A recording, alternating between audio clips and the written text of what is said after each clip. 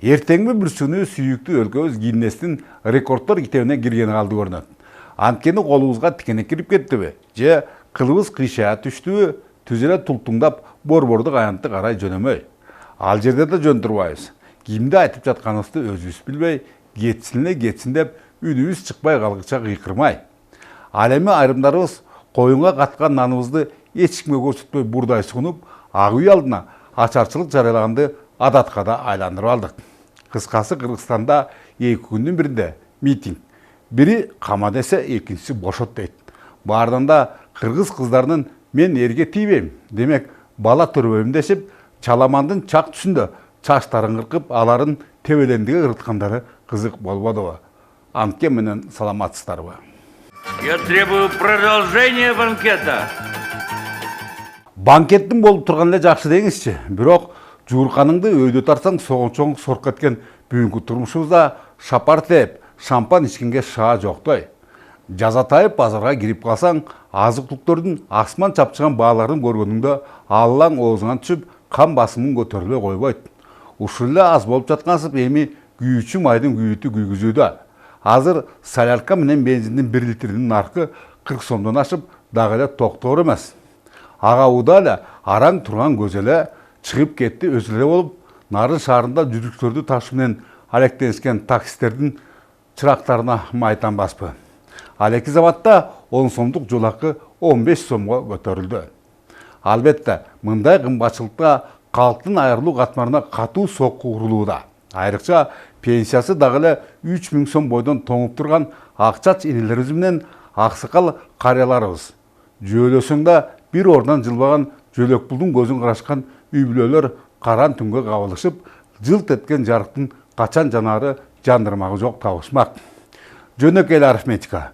Чакан каладагы үйлөрдүн ар биринде такыр эле болбой калды дегенде 3төн кем эмес мектеп окуучусу бар. Ошондо алардын сабакка баргандары 45, келгендери 45, барабар 90 сом. Аларды 20 күнгө көбөйтсөк 1800 сом. Андыктан нарындыктардын, нааразычылардын жөнү бар. Продукт болсо асмандын башы болду. Азыр бая күнү келгенде эле 60 сом эле сахар, эми 64 сом болуптур азыр келсем. Кымбат болуп атат баары тең. Такси кымбат, кызымыз студент болчу. Күндө сабагына барып келген үчүн толтура акчасы кетип атат. Бир үйдө 3төн 4төн бала болот. Алар школго барат. Бирөөнү эртең менен алып барат. Кайра келет, кайра түштө бирөөнү алып барат. Кайра алып түштөн кийинкиси чыкканда кайра барат, кайра алып келет да. Негизи мурункудай эле 10 сом жакшы болчу да. Эпте 10 сом менен балдар окуп алып барып келчүбүз. Азыр 15 сом болуп кетти. Элге кыйын эле азык-түлүк ушундай кымбаттады. Ошо мамлекет карап койсо, бирке арзандатса, ошо элге эле эметип жакшы болмок да барычы. Анткен менен Кайда Барсаң Мамайдын Көрү. Күйүүчү майдын күйүттүү обонун созушкан таксистердин тааныштарын уксаң, алардын жанына чыдап туруш кыйын. Бензин, күйүүчү май, запчасть неменелер баары кымбат болуп атат. Бизердечи. Анан ошого таксисине айла жоктон ушинтип атабыз анан. Калганы кандай болот? Мына кум шекериң 66 сом, туурабы? Суу майың 2 эсе көтөрүлүптүр. Анан бир жерде деле май болсо 42 сом, 43 сом болду. Бензин 12 сом көтөрүлдү баштан баштапчы. Анан ошон үчүн көтөрүлүп атат. Мен түшүнүп атам, жөнөкөй адамдарга, жөнөкөй элге көрчүнө кыйын болуп атат да. Бирок биз деле көп таксистерге жөнөкөй элге киребиз. Жумуш жок. Машинасы менен такси айдап бирке көртүги элдер, то есть өзүнүн семьясына багабыз да такси. Анан бияктан бизге мунук эле баа сонун болчу, 10 сом, 15 сом, ошо менен эле сонун болчу. Бирок эми ай келгенде биздики мындай болуп атпайбы, айтып кетип болуш керек. Баары эле көртүги бензин куйсаң эле бирке тамекиңе, бирке нанга, бирке ашатта болду, ошо бүттү ошол.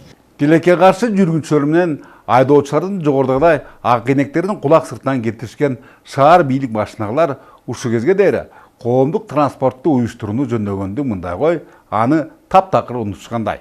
Баарынан да алардын жүргөнүнөн да токтоп турганы көп, эскилиги эч акча эткен 2 троллейбуска ишеним арткандыктары күйбөгөн жерди гүл кылат. Бизде Нарын шаарында азыркы учурда 3 троллейбус бар.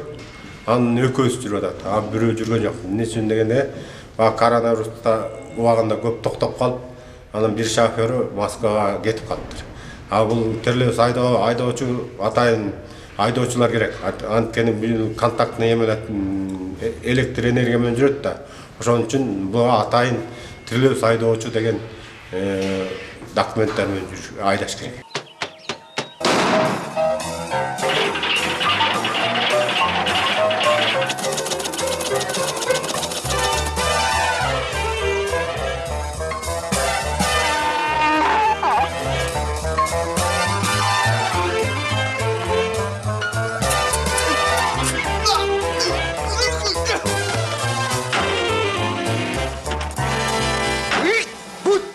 Тот день, когда я сел за баранку этого пылесоса. Ну, не отчаивайтесь.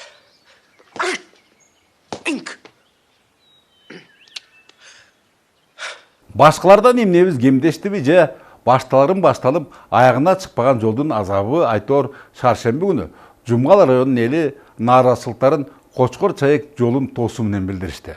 Чынында эле түндүк түштүк альтернативалык трассасынын айрым тилкелеринде тиешелүү жумуштар аткарылбай абал алдаганча оор.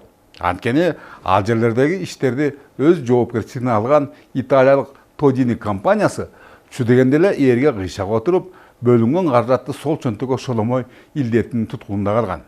Ушундан улам алар менен кызматташууну токтотууга туура келген. Эгер учурда жүрүп жаткан сүйлөшүүлөр өз максатына жетсе, жайларында мында кайрадан курулуш иштери жанданмакчы. Азыркы пландар боюнча, жаңы өзгөртүлгөн пландар боюнча, Кудай буйрса тендер туура өтүп, контракт июнь айында кол коюлса, 21-22 жылы негизги жумуштар жазылат, баягы жер жумуштары, асфальт жумуштары, 23-жылы обустройство, жаңа знак, разметка, освещение жана башка жумуштар жазылат. Ошону менен 23-жылы пландап атабыз, бүтүрөбүз деп толугу менен. Ага чейин жолду убактылуу жамап жаскап, жамаачылап туруу милдети жергиликтүү ишканага жүктөлдү. Бул эптеп жол тосушкандарды жоошуутун аракетиби же чындап эле ошондойбу, аны убакыт өзү көрсөтөр. Анткен менен саламаттаңыздар.